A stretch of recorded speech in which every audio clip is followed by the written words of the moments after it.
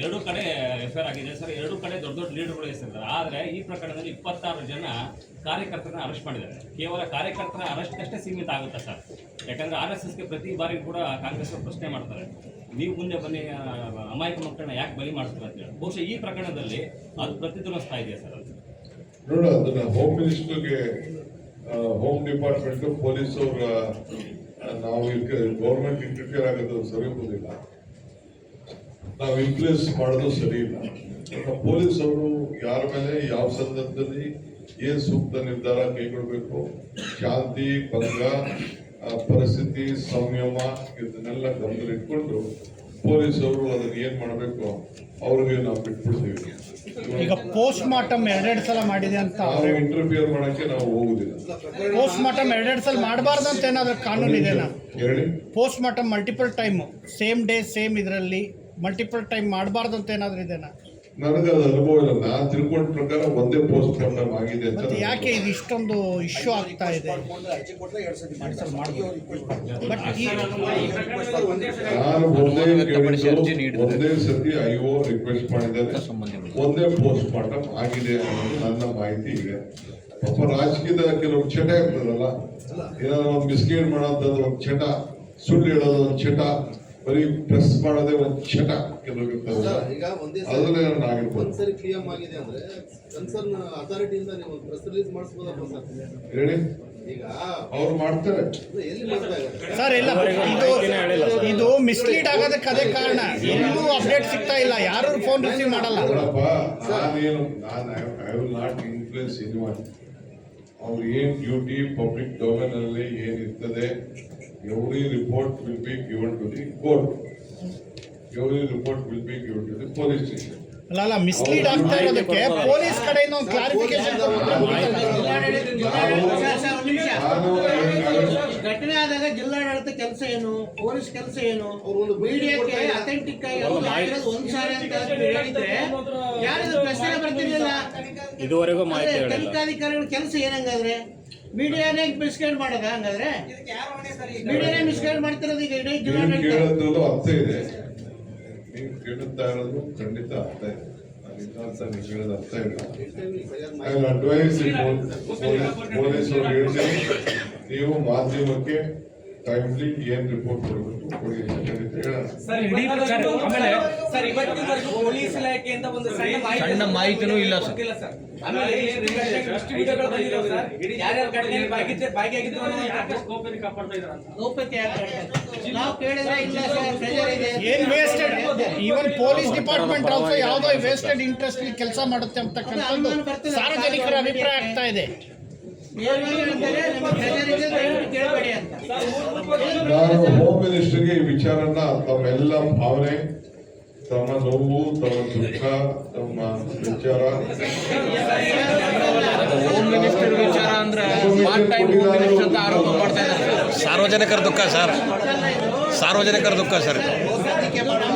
Sir ನೀವೇ order ಮಾಡ್ಬೋದು SP ಗೆ, ಇಲ್ಲಪ್ಪ ಯಾವ ಬೆನಿಫಿಟ್ ಅಂತಂದ್ರೆ ಮೆಸೇಜ್ ಏನು ಯಾರು ಒಬ್ರು ಕೇಳಿದ್ರೆ ನಾವು ಉತ್ತರ ಸರ್ ನೀವೇ ಬ್ರೀಫ್ ಮಾಡ್ಲಿಕ್ಕೆ ಹೇಳೋದು ಬಿಡಿ. ಒಬ್ರು ಈಗ ನೀವೇನಾದ್ರೂ ಜಿಲ್ಲಾಡಳಿತಕ್ಕ ಪೊಲೀಸ್ ಇಲಾಖೆಗೆ ನಾವೇ ಹೇಳೋರಿಗೆ ನೀವು ಹೇಳ್ಬೇಡ್ರಿ ಅಂತ ಏನಾದ್ರು ಸೂಚನೆ ಇದೆಯಾ? ಪೊಲೀಸ್ ಹೇಳ್ತಾರೆ ನಮಗೆ ಒತ್ತಡ ಇದೆ ಅಂತ. ಇನ್ವೆಸ್ಟಿಗೇಷನ್ ನಡೆಸ್ತಾ ಇದ್ದಾರೆ. ಇನ್ನ ಕೆಲವು ರಿಪೋರ್ಟ್ಸ್ ಅವ್ರಿಗೆ ಬರಬೇಕು. ಅದೇನೋ ಪ್ಯಾರಲೋ ಜನೋ ಮತ್ತೊಂದು ಎಲ್ಲ ಇನ್ಫಾರ್ಮೇಶನ್ ಮಾಡ್ತಾ ಇದೀವಿ ಅಂತ ಅವ್ರು ಹೇಳಿದ್ದಾರೆ. ಆಮೇಲೆ ನಾನು ಹೋಮ್ ಮಿನಿಸ್ಟ್ರಿಗೆ ಮಾತಾಡ್ತೀನಿ. ಹೋಮ್ ಮಿನಿಸ್ಟರ್ ಅವ್ರಿಗೆ ನಾನಿಲ್ಲಿ ಡೈರೆಕ್ಟ್ ಮಾಡಕ್ ಹೋಗಲ್ಲ. ಬಾಕಿ ಇರೋದು ಓಕೆ, ನಾವು ಹೇಳ್ತಿರೋದು ಇದನ್ನೇ. ಈಗ ಇದನ್ನ ಮಾತಾಡಿದ್ವಿ, ಯಾವುದು ಪೋಸ್ಟ್ ಮಾರ್ಟಮ್ 2 ಸಲ ಆಯ್ತು, 3 ಸಲ ಆಯ್ತು, 5 ಸಲ ಆಯ್ತು. ಅವ್ರು ಎಷ್ಟು ಸಲ ಆದ್ರೂ ಹೇಳ್ಬೋದು. ಮತ್ತೆ ಪೊಲೀಸ್ ಕೆಲಸ ಏನಂಗಾದ್ರೆ ಎಷ್ಟು ಸಲ ಆಯ್ತು ಅಂತ ಬಹಿರಂಗಪಡಿಸೋಗ್ತಾರೆ ಮೀಡಿಯಾಕ್ಕೆ. ಯಾಕೆ ಗೌಪ್ಯವಾಗಿಡ್ತಿದ್ದಾರೆ? ಕಾಂಟ್ರವರ್ಸಿಗಳನ್ನ ಯಾಕೆ ಹೇಳ್ತಾರೆ? ನಾನು ಅಫಿಷಿಯಲ್ ಆಗಿ ನನಗೊಂದು ವಿಚಾರ ನಿಮ್ಗೆ ತಿಳಿಸ್ತಾ ಇದ್ದೀನಿ. ಬಾಸ್ ಹಂಗಲ್ಲ, your DCM boss, you can order to anybody. Home minister ವರ್ಗು you don't want to wait. No, I can. DM is there, DCM is there. You can directly order to the SP. ನಿಮ್ಮ ಭಾವನೆಗೆ ಉತ್ತರ ಕೊಡಕ್ಕೆ ಹೇಳ್ತೀನಿ. SP ಅಮಾನತು ಒಂದೇ ದಿನ ಆಯ್ತು. SP ಅಮಾನತಾಗಿದ್ದು ಸರಿನಾ? ಒಂದೇ ದಿನದಲ್ಲಿ ಕಳೆದ 7 ತಾಸಲ್ಲೇ ಅವರು ಅಮಾನತಾಗ್ತಾರೆ, ಇದು ಸರಿನಾ? SP ಅವರು ಅಮಾನತಾಗಿದ್ದು ನೋಡಪ್ಪ, ಒಂದು ಮಾತು ನಾನು ಹೇಳ್ತೀನಿ. ಶ್ರೀರಾಮುಲು ಫೋನ್ ಮಾಡಿದ್ದು ಫಸ್ಟ್ ನನಗೆ ಇನ್ಫಾರ್ಮೇಶನ್ ಕೊಟ್ಟಿದ್ದು ಶ್ರೀರಾಮ್. ಏನಂತ? ಈ ತರ ಗಲಾಟೆ ನಡೀತಾ ಇದೆ. ಶ್ರೀರಾಮುಲು ರಿಕ್ವೆಸ್ಟ್ ಮೇಲೆ ಫಸ್ಟ್ ಫೋನ್ ಮಾಡಿದ್ದಾನೆ SP. SP was not in a position to speak. ಈ ಮಾತಾಡಿದ್ರೆ ಸರ್ ಅದೇ SP ಅಲ್ಲಿ ಗ್ರೌಂಡ್ ಅಲ್ಲಿ ಇದ್ರು ಸರ್. ಅಲ್ಲ ಸರ್, ಎಲ್ಲ ನಾನು ಪೋಸ್ಟ್ ಮಾಡಕ್ ಹೋಗ್ಲಿಕ್ಕೆ ತರಲಿಲ್ಲ. He was not able to reply to me. I wanted an information. Sir ಯಾಕೆಂದ್ರೆ ಆದಷ್ಟು ಸ್ಥಳದಲ್ಲಿದ್ದೀರಲ್ಲ? ಪೊಲೀಸ್ ಅವರು ಎಲ್ಲಿದ್ರೋ ಗೊತ್ತಿಲ್ಲ, ನನ್ನ ಮಾತಾಡಿದ್ರು, 1 ನಿಮಿಷ ನಾನು ಮಾತಾಡಿದ್ರು. ಸೊ ಸರ್ಕಾರ has taken a decision, in a wise decision, with the advice of the senior officer. ಗಲಾಟೆಯನ್ನ ಕೂಡ ಪೊಲೀಸರು ನಿಯಂತ್ರಣ ಮಾಡಬಹುದಿತ್ತು ಸರ್. ಆ ಸಂದರ್ಭದಲ್ಲಿ ಅವಾಗ ಇನ್ನ ಗಲಾಟೆ ಆಗಿರ್ಲಿಲ್ಲ, ಏನು ದೂಕಾಟ ಆಗಿಲ್ಲ, ನುಗ್ಗಾಟ ಆಗಿರ್ಲಿಲ್ಲ. ಪೊಲೀಸರು ಕೂಡ ಅಲ್ಲಿದ್ರು. ಆದ್ರೆ ಎಲ್ಲೋ ಒಂದು ಕಡೆ ಇದು ಮೇಲ್ನೋಟಕ್ಕೆ ಪೊಲೀಸರ ನಿಯಂತ್ರಣ ಮಾಡುವಲ್ಲಿ ಸಾಕಷ್ಟು ವೈಫಲ್ಯ ಅನ್ನೋದು ಕೂಡ ಹಿರಿಯರು DYSP ಅವರು ಶೆಲ್ ಸಿಡಿಸದೆ ಎದುರಿಸದೆ ಇದ್ರೆ ಒಂದು 10 ಹೆಣ ಬೇಡ. ಆಕ್ಚುಲಿ ನಿಮ್ಮ ಸರ್ಕಾರ ಅವರಿಗೆ ಹೆಡ್ಸಪ್ ಮಾಡಬೇಕು, ಅವರಿಗೆ ಗಟ್ಟಿಗೆ ಸರ್ ಜನಾರ್ದನ್ ರೆಡ್ಡಿ ಅವರು ನನ್ನ ಮಾತಾಡ್ತಾರೆ ಸರ್, ಬಳ್ಳಾರಿಗೆ ಯಾಕೆ ಬರ್ತಾ ಇದ್ದಾರೆ DCM ಅಂತ ಹೇಳಿ, ಒಂದು ಭದ್ರತೆ ವಿಚಾರ, ಸೆಕ್ಯೂರಿಟಿ ವಿಚಾರದಲ್ಲಿ ಬೇಕಾದಷ್ಟು ಜನ ಇಟ್ಕೊಳ್ಳಿ ಅಂತೇಳಿ ಜನಾರ್ದನ್ ರೆಡ್ಡಿ ಹೇಳ್ತಾರೆ. ಸೊ ಅವ್ರಿಗೆ ಶಕ್ತಿ ಪ್ರದರ್ಶನ ತೋರ್ಸೋದಕ್ಕೋಸ್ಕರ ತಾವು ಬಳ್ಳಾರಿಗೆ ಬಂದಿದ್ದೀರಾ ಸರ್ ಅಂತ. ನಾನು ಪಾಪ ಆನಂದ್ ರೆಡ್ಡಿ ನನಗೂ ಬಹಳ ಹಿಸ್ಟ್ರಿ ನನಗೂ ಗೊತ್ತಿದೆ, ನಿಮಗೂ ಗೊತ್ತಿದೆ. ನಾನು I don't want to reply to any of on this type of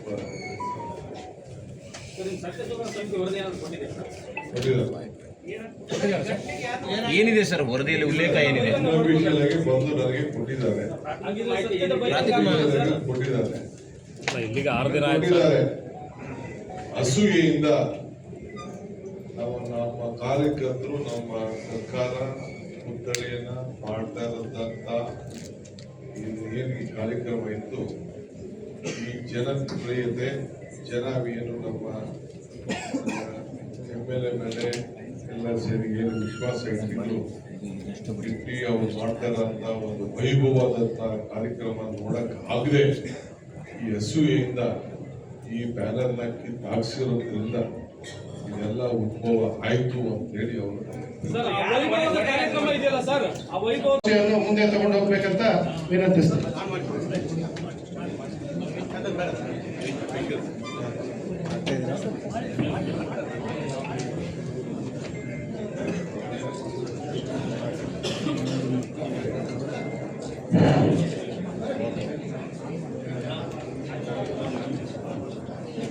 ಎಲ್ಲರಿಗೂ ನಮಸ್ಕಾರ. ಸ್ವಲ್ಪ ನೋಡ್ರಿ, ಇವರೇ ಕಾರ್ಯಕರ್ತರು ಹೊರಗಡೆ ಸೇರಿಸಿದ ತಪ್ಪನ ಎಲ್ಲ ಶಾಂತಿಯಿಂದ ಇರಬೇಕು. ಇದು ಪ್ರೆಸ್ ಕಾನ್ಫರೆನ್ಸ್, ನಿಮ್ನ ಯಾರು ಕರೆದಿಲ್ಲ, ಬೇಕಾದ್ರೆ ನಿಮ್ನೆಲ್ಲ ಮಾತಾಡ್ತೀನಿ. ಆಮೇಲೆ ಬೇಕಾದ್ರೆ ಒಂದು ಅಷ್ಟು ಕೂತ್ಕೊಂಡು ನಿಮ್ಮ ಹತ್ರ ಮಾತಾಡೋಣ. ಎಲ್ಲ ನನ್ನ ಜಿಲ್ಲಾ ಸಚಿವರಾದಂಥ ಜಮೀರ್ ಅಹಮದ್ ಅವರೇ, ನಮ್ಮ ಕಾಂಗ್ರೆಸ್ ಪಕ್ಷದ ಮಾಜಿ ಅಧ್ಯಕ್ಷರಾದಂಥ ಅಲ್ಲಂ ಅವರೇ, ಸಂಸತ್ ಸದಸ್ಯರಾದಂಥ ತುಕಾರಾಮ್ ಅವರೇ, ನಮ್ಮ ACC ಪ್ರಧಾನ ಕಾರ್ಯದರ್ಶಿ ನಾಜಿರ್ ಹುಸೇನ್ ಅವರೇ, ಎಲ್ಲ ನಮ್ಮ ಶಾಸಕ ಮಿತ್ರರೇ, ಸ್ಥಳೀಯ ಶಾಸಕರಾದಂಥ ಭರತ್ತು, ನಾಗೇಂದ್ರ, ಗಣೇಶು, ನಾಗರಾಜು, ಲತಾ ಮತ್ತು ನಮ್ಮ ಪಾಲನೆಯವರು, ಗೋಪಾಲಕೃಷ್ಣ, ಮೂಢಾಧ್ಯಕ್ಷರು,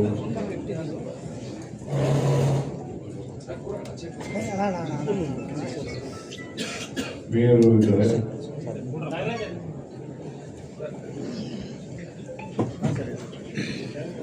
ಪಕ್ಷದ ಅಧ್ಯಕ್ಷರಿದ್ದಾರೆ, ಸರ್ ಆಯ್ತಾ ಸರ್? ಅಲ್ಲ ಪ್ರಶಾಂತ್ ಅವರು ಎಲ್ಲ ಮುಖಂಡರು ಕೂಡ ಆಗಿದ್ದಾರೆ. ನನಗೆ ಬಹಳ ದುಃಖ ಆಗ್ತಾ ಇದೆ. ನಾನು ಕೆಲವು ದಿನಗಳ ಕಾಲ ಈ ಜಿಲ್ಲೆಯ ಸಚಿವನಾಗಿ ಕೆಲಸ ಮಾಡಿದ್ದೆ. ತಿಂಗಳುಗಟ್ಟಲೆ ಇದ್ದು ಈ ಜಿಲ್ಲೆಯನ್ನು ನೋಡಿದ್ದೆ. ಈ ಜಿಲ್ಲೆ ಶಾಂತಿ ಬೀಡಾಗಿ ಶಾಂತಿ ಜನ ಉದ್ಯೋಗ ಕಳ್ಕೊಂಡಿದ್ರು ಕೂಡ ನೆಮ್ಮದಿಯ ಬದುಕನ್ನ ತಾಳ್ತಾ ಇತ್ತು. ಇವತ್ತು ಈ ಬಳ್ಳಾರಿ ನಡೆದಂತ ಘಟನೆ ಇದು ಬಹಳ ನನ್ನ ಮನಸ್ಸಿಗೆ ಬಹಳ ನೋವನ್ನ ಉಂಟು ಮಾಡಿದೆ. ಎಲ್ಲ ಕಾರ್ಯಕರ್ತರು ಶಾಸಕರನ್ನ ಕಳಿಸಿ ಪ್ರತ್ಯೇಕವಾಗಿ ನಾನು ಎಲ್ಲ ಅಧಿಕಾರಿಗಳ ಹತ್ರ ಮಾತಾಡಿದ್ದೇನೆ. ಎಲ್ಲ ತರದ ಮಾಹಿತಿಯನ್ನ ಪಡ್ಕೊಂಡಿದ್ದೇನೆ. ಅದಾದ್ಮೇಲೆ ಶಾಸಕರು ಕೂಡ ಚರ್ಚೆ ಮಾಡಿದ್ದೇನೆ. ಅವರ ಅಭಿಪ್ರಾಯ ಕೂಡ ಕೇಳಿದ್ದೇನೆ. ಕೆಲವು ಅನೇಕ ನಾ ಇಲ್ಲಿ ಬರೋಕ್ಕಿಂತ ಮುಂಚಿತವಾಗಿ ನಂದೇ ಆದಂತಹ ಒಂದು ಟೀಮ್ ಅನ್ನ ಕಳಿಸಿ ಗುಪ್ತವಾಗಿ ಅಧಿಕಾರಿಗಳ ಹತ್ರ ಮತ್ತು ಸಾರ್ವಜನಿಕರಲ್ಲಿ ಏನೇನು ನಡೀತು ಅಂತ ಹೇಳಿ ವಿಚಾರವನ್ನ ತಿಳಿದಿದ್ದೇನೆ. ಸತ್ಯ ಯಾರು ಮುಚ್ಚಾಕ್ಲಿಕ್ಕೆ ಸಾಧ್ಯ ಇಲ್ಲ. ರಾಜಕಾರಣ ಇವತ್ತು ಬರ್ತದೆ, ರಾಜಕಾರಣ ಹೋಗ್ತದೆ. ಆದ ಇತಿಹಾಸದಲ್ಲಿ, ಬಳ್ಳಾರಿ ಇತಿಹಾಸದಲ್ಲಿ ಹಿಂದೆ ಏನು ಘಟನೆ ನಡೆದು ಬಳ್ಳಾರಿಗೆ ಆಗಿದ್ದಂತ ಅವಮಾನ, ಬಳ್ಳಾರಿಗೆ ಆದಂತ ತೊಂದರೆ, ಬಳ್ಳಾರಿ ಜನತೆಗೆ ಆದಂತ ಉದ್ಯೋಗದ ನಷ್ಟ, ಆರ್ಥಿಕ ನಷ್ಟ, ಇವನ್ನ ಈಗ ಚೇತರಿಸಿ ಒಂದು ಹಂತಕ್ಕೆ ಕಳೆದ 10 ವರ್ಷದಿಂದ ಅನೇಕ ಸರ್ಕಾರಗಳು ತೆಗೆದುಕೊಂಡು ಹೋಗಿ, ಕಾಂಗ್ರೆಸ್ ಸರ್ಕಾರ, ಅದಾದ್ಮೇಲೆ ಸಂಯುಕ್ತ ಸರ್ಕಾರ, ಅದಾದ್ಮೇಲೆ ಬಿಜೆಪಿ 3 ವರ್ಷ ಸರ್ಕಾರ, ಮತ್ತು ಈಗ ನಮ್ಮ 2.5 ವರ್ಷ ನಮ್ಮ ಸರ್ಕಾರ, ಇವೆಲ್ಲ ಸೇರಿ ಸ್ವಲ್ಪ ಹಿಂದೆ ಆದಂತ ಕೈ ಘಟನೆಗಳನ್ನ ಸ್ವಲ್ಪ ದೂರ ಮಾಡಲಿಕ್ಕೆ ಪ್ರಯತ್ನವನ್ನ ಮಾಡಿದೆ. ಈಗ ಮಧ್ಯದಲ್ಲಿ ಇಂಥ ಒಂದು ಘಟನೆ, ವಾಲ್ಮೀಕಿ ಪುತ್ಥಳಿ ಧಾರ್ಮಿಕವಾಗಿ ಅನಾವರಣ ಮಾಡಬೇಕು ಅಂತೇಳಿ ಸರ್ಕಾರಕ್ಕೆ ಪ್ರಸ್ತಾವನೆ ಸಲ್ಲಿಸಿದ್ದಾರೆ. ನಮ್ಮ ಅರ್ಬನ್ ಡೆವಲಪ್ಮೆಂಟ್ ಡಿಪಾರ್ಟ್ಮೆಂಟ್ ಅವರು ಅದನ್ನ ಪ್ರೋಸೆಸ್ ಮಾಡಿ ಇನ್ನೊಂದು ದಿನದಲ್ಲಿ ಅದಕ್ಕೆ ಪರ್ಮಿಷನ್ ಕೊಡುವಂತ ಹಂತದಲ್ಲಿ ಇತ್ತು. ಇನ್ನು ಪರ್ಮಿಷನ್ ಕೊಟ್ಟಿರಲಿಲ್ಲ. ಅದಕ್ಕೆ ಅಫಿಷಿಯಲ್ ಆಗಿ ನಮ್ಮ DC ಅವರು ಇನ್ವಿಟೇಷನ್ ಮಾಡಿರಲಿಲ್ಲ. ನಾನು ಆ ಮಾಹಿತಿಯನ್ನ ಕಂಪ್ಲೀಟ್ ಆಗಿ ಅರ್ಬನ್ ಡೆವಲಪ್ಮೆಂಟ್ ಅಲ್ಲಿ ಮತ್ತು ಜಿಲ್ಲಾ ಆಡಳಿತದಲ್ಲಿ ಅದನ್ನು ತೆಗೆದುಕೊಂಡಿದ್ದೇನೆ. ಪಕ್ಷಾತೀತವಾಗಿ ಈ ಕಾರ್ಯಕ್ರಮವನ್ನು ಮಾಡಬೇಕು ಅಂತ ಹೇಳಿ ಎಲ್ಲರೂ ಕೂಡ, ಏಕೆಂದ್ರೆ ಇದೊಂದು ಜಿಲ್ಲೆ ವಾಲ್ಮೀಕಿ ಜನ ಹೆಚ್ಚು ಇರುವಂತ ಒಂದು ಜಿಲ್ಲೆ, ಬಹಳ ಗೌರವದಿಂದ ಒಂದು ಪ್ರತಿಮೆ ಆಗಬೇಕು.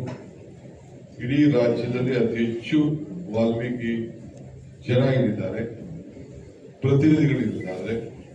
ಲೋಕಸಭಾ ಸದಸ್ಯತ್ವ ಸ್ಥಾನ ಇಂದ ಹಿಡಿದು 5 ಶಾಸಕರು ಕೂಡ ಇಲ್ಲಿ ವಾಲ್ಮೀಕಿಯವರಿಗೆ ಮೀಸಲಾಗಿ ಕೇಂದ್ರ ಸರ್ಕಾರ ಚುನಾವಣೆಗಳನ್ನ ಸೃಷ್ಟಿ ಮಾಡೋದ್ರಿಂದ ಆ ಒಂದು ಭಾವನೆಯಿಂದ ಗೌರವನ ಸಲ್ಲಿಸಬೇಕು ಅಂತ ಹೇಳಿ ನಮ್ಮ ಸ್ಥಳೀಯ ಶಾಸಕರು ಮತ್ತು ಜಿಲ್ಲಾ ಮಂತ್ರಿಗಳ ನೇತೃತ್ವದಲ್ಲಿ ಎಲ್ಲರ ಶಾಸಕರ ಬೆಂಬಲದಿಂದ ಇದೊಂದು ಕಾರ್ಯಕ್ರಮ ನಡೆದಿದೆ.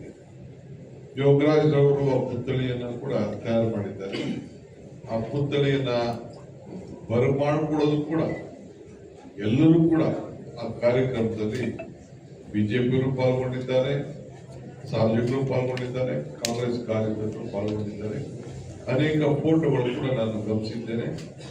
ಎಲ್ಲ ಮಾಜಿ ಬಿಜೆಪಿ ಎಂಪಿಯರು ಕೂಡ ಆ ಕಾರ್ಯಕ್ರಮದಲ್ಲಿ ಪಾಲ್ಗೊಂಡು ಬಹಳ ಗೌರವದಿಂದ ಸ್ವಾಗತ ಮಾಡಿದ್ದಾರೆ.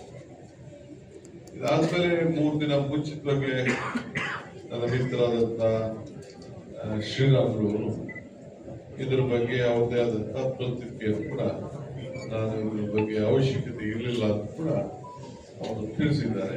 ಮತ್ತು ನನ್ನ ಕರಿಬೇಡಿ ಕೂಡ ಅಂತೇಳಿ ಅನೇಕ ಸಂದರ್ಭದಲ್ಲಿ ಹೇಳಿದ್ದಾರೆ. ಅದು ಅವರ ವೈಯಕ್ತಿಕ ವಿಚಾರ, ನಾನು ಅದ್ರ ಬಗ್ಗೆ ಏನು ಪ್ರಸ್ತಾವನೆ ಮಾಡಕ್ಕೆ ಹೋಗುದಿಲ್ಲ.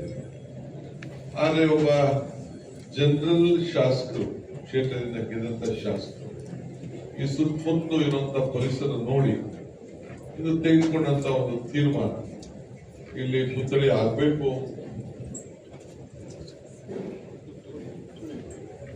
ಇಲ್ಲಿ ಪುತ್ಥಳಿ ಆಗ್ಬೇಕು ಅಂತೇಳಿ ತೆಗೆದುಕೊಂಡಂತ ಒಂದು ತೀರ್ಮಾನ ಇದೆ. ಕರೆಕ್ಟೇ ಇದೆ, ಅದೇನು ತಪ್ಪೇನಿಲ್ಲ. ಸುಪ್ರೀಂ ಕೋರ್ಟ್ ಅಲ್ಲಿ ಪರ್ಮಿಷನ್ ಇಲ್ಲ, ಆಗ್ಬಾರ್ದು ಅಂತ ಹೇಳ್ಬೋದು. ಬಟ್ ಸ್ಥಳೀಯ ಸಂದರ್ಭದಲ್ಲಿ ಬೇಕಾದಷ್ಟು ಪುತ್ಥಳಿಗಳನ್ನ ಹಾಕಿರುವಂತದ್ದು, ಅವರು ಗೌರವದಿಂದ ಸರ್ಕಾರಕ್ಕೆ ಬರೆದಿರೋದೆಲ್ಲ ದಾಖಲೆಗಳು ಕೂಡ ಈಗ ಕೂಡ ಲಭ್ಯ ಇದೆ ಅನ್ನೋದನ್ನ ನಾನು ಹೇಳಲಿಕ್ಕೆ ನಾನು ಬಯಸ್ತೇನೆ. ಯಾಕೆಂದ್ರೆ ಇಲ್ಲಿ 24ನೇ ತಾರೀಕು ಅದನ್ನ ಸ್ವಾಗತ ಮಾಡಿದ್ದಾರೆ. 24ನೇ ತಾರೀಕು ಹೋಮ ನಡೆದಿದೆ. 27ನೇ ತಾರೀಕು ಕುಂಭಮೇಳದಿಂದ 24-25 ಓಕೆ 29 ಕೂಡ ಎಂಟ್ರಿ ಆಗಿದೆ. ಎಲ್ಲ ನನ್ನ ಜಿಲ್ಲಾ ಸಚಿವರಾದಂತ ಜಮೀರ್ ಅಹಮದ್ ಅವರೇ, ನಮ್ಮ ಕಾಂಗ್ರೆಸ್ ಪಕ್ಷದ ಮಾಜಿ ಅಧ್ಯಕ್ಷರಾದಂಥ ಅಲ್ಲಪ್ಪ ಅವರೇ, ಸಂಸತ್ ಸದಸ್ಯರಾದಂಥ ತುಕಾರಾಮ್ ಅವರೇ, ನಮ್ಮ ACC ಪ್ರಧಾನ ಕಾರ್ಯದರ್ಶಿ ನಾಜೀರ್ ಹುಸೇನ್ ಅವರೇ, ಎಲ್ಲ ನಮ್ಮ ಶಾಸಕ ಮಿತ್ರರೇ, ಸ್ಥಳೀಯ ಶಾಸಕರಂತ ಭರತ್, ನಾಗೇಂದ್ರ, ಗಣೇಶು, ನಾಗರಾಜು, ಲತಾ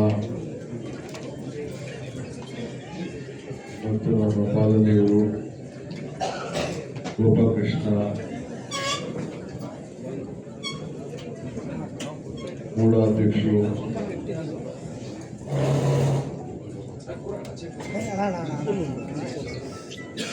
ಮೇಯರು ಇದ್ದಾರೆ,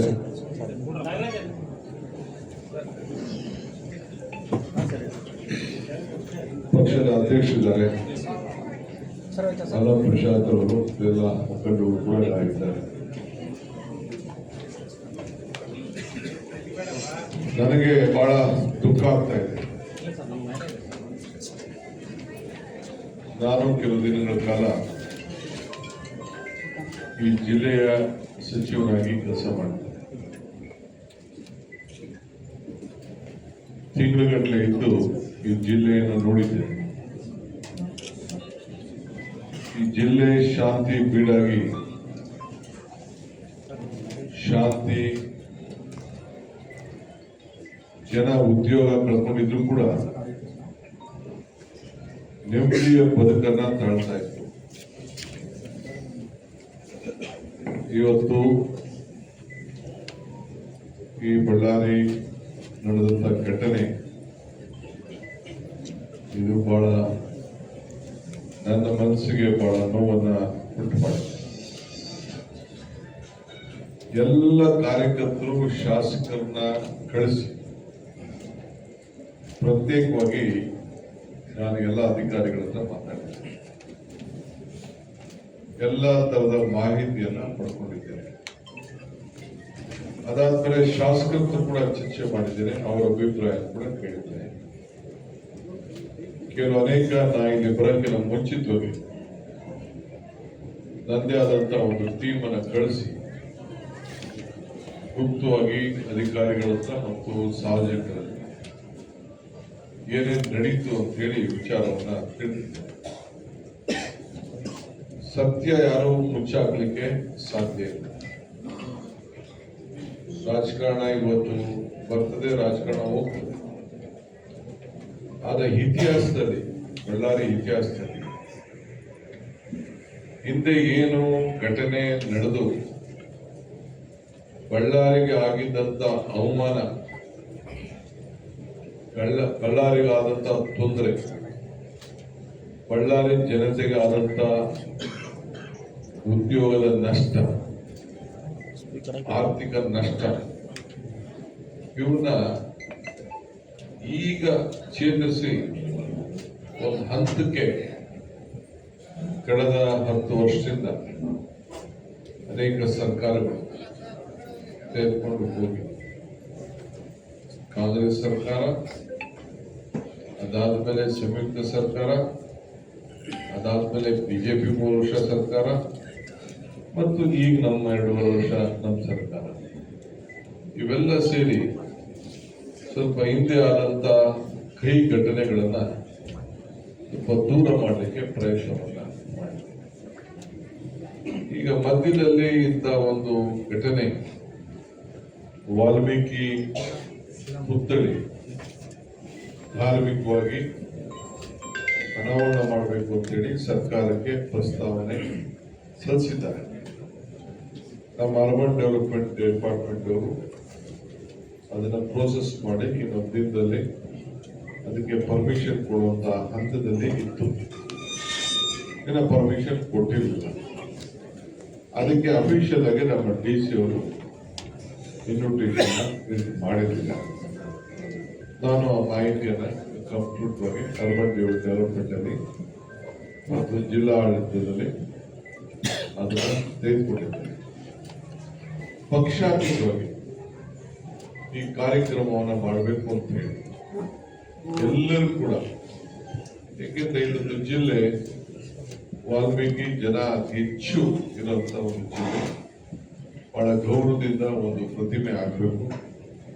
ಇಡೀ ರಾಜ್ಯದಲ್ಲಿ ಅತಿ ಹೆಚ್ಚು ವಾಲ್ಮೀಕಿ ಜನ ಇದ್ದಾರೆ, ಪ್ರತಿನಿಧಿಗಳಿದ್ದಾರೆ. ಲೋಕಸಭಾ ಸದಸ್ಯತ್ವ ಸ್ಥಾನ ಇಂದ ಹಿಡಿದು 5 ಶಾಸಕರು ಕೂಡ ಇಲ್ಲಿ ವಾಲ್ಮೀಕಿಯವರಿಗೆ ಮೀಸಲಾಗಿ ಕೇಂದ್ರ ಸರ್ಕಾರ ಚುನಾವಣೆಯನ್ನು ಸೃಷ್ಟಿ ಮಾಡೋದ್ರಿಂದ ಆ ಒಂದು ಭಾವನೆಯಿಂದ ಗೌರವನ ಸಲ್ಲಿಸಬೇಕು ಅಂತ ಹೇಳಿ ನಮ್ಮ ಸ್ಥಳೀಯ ಶಾಸಕರು ಮತ್ತು ಜಿಲ್ಲಾ ಮಂತ್ರಿಗಳ ನೇತೃತ್ವದಲ್ಲಿ ಎಲ್ಲರ ಶಾಸಕರ ಬೆಂಬಲದಿಂದ ಇದೊಂದು ಕಾರ್ಯಕ್ರಮ ನಡೆದಿದೆ. ಯೋಗರಾಜ್ ಅವರು ಆ ಪುತ್ಥಳಿಯನ್ನು ಕೂಡ ತಯಾರು ಮಾಡಿದ್ದಾರೆ. ಆ ಪುತ್ಥಳಿಯನ್ನ ಬರಮಾಡಿಕೊಡೋದು ಕೂಡ ಎಲ್ಲರೂ ಕೂಡ ಆ ಕಾರ್ಯಕ್ರಮದಲ್ಲಿ ಬಿಜೆಪಿಯವರು ಪಾಲ್ಗೊಂಡಿದ್ದಾರೆ, ಸಾರ್ವಜನಿಕರು ಪಾಲ್ಗೊಂಡಿದ್ದಾರೆ, ಕಾಂಗ್ರೆಸ್ ಕಾರ್ಯಕರ್ತರು ಪಾಲ್ಗೊಂಡಿದ್ದಾರೆ. ಅನೇಕ ಫೋಟೋಗಳು ಕೂಡ ನಾನು ಗಮನಿಸಿದ್ದೇನೆ. ಎಲ್ಲ ಮಾಜಿ ಬಿಜೆಪಿ MP ಕೂಡ ಆ ಕಾರ್ಯಕ್ರಮದಲ್ಲಿ ಪಾಲ್ಗೊಂಡು ಬಹಳ ಗೌರವದಿಂದ ಸ್ವಾಗತವನ್ನು ಮಾಡಿದ್ದಾರೆ. ಇದಾದ್ಮೇಲೆ 3 ದಿನ ಮುಂಚಿತವಾಗಿ ನನ್ನ ಮಿತ್ರರಾದಂಥ ಶ್ರೀರಾಮುಲು ಇದರ ಬಗ್ಗೆ ಯಾವುದೇ ಆದಂಥ ಪ್ರತಿಕ್ರಿಯೆಯನ್ನು ಕೂಡ ನಾನು ಇದ್ರ ಬಗ್ಗೆ ಅವಶ್ಯಕತೆ ಇರಲಿಲ್ಲ ಅಂತ ಕೂಡ ಅವರು ತಿಳಿಸಿದ್ದಾರೆ. ಮತ್ತು ನನ್ನ ಕರಿಬೇಡಿ ಕೂಡ ಅಂತೇಳಿ ಅನೇಕ ಸಂದರ್ಭದಲ್ಲಿ ಹೇಳಿದ್ದಾರೆ. ಅದು ಅವರ ವೈಯಕ್ತಿಕವಾದಂಥ ವಿಚಾರ, ನಾನು ಅದ್ರ ಬಗ್ಗೆ ಏನು ಪ್ರಸ್ತಾವನೆ ಮಾಡಕ್ಕೆ ಹೋಗುದಿಲ್ಲ. ಆದರೆ ಒಬ್ಬ ಜನರಲ್ ಶಾಸಕರು, ಕ್ಷೇತ್ರದಿಂದ ಗೆದ್ದಂತ ಶಾಸಕರು ಈ ಸುತ್ತಮುತ್ತಲು ಇರುವಂತ ಪರಿಸರ ನೋಡಿ ಇದು ತೆಗೆದುಕೊಂಡಂತ ಒಂದು ತೀರ್ಮಾನ, ಇಲ್ಲಿ ಪುತ್ಥಳಿ ಆಗ್ಬೇಕು,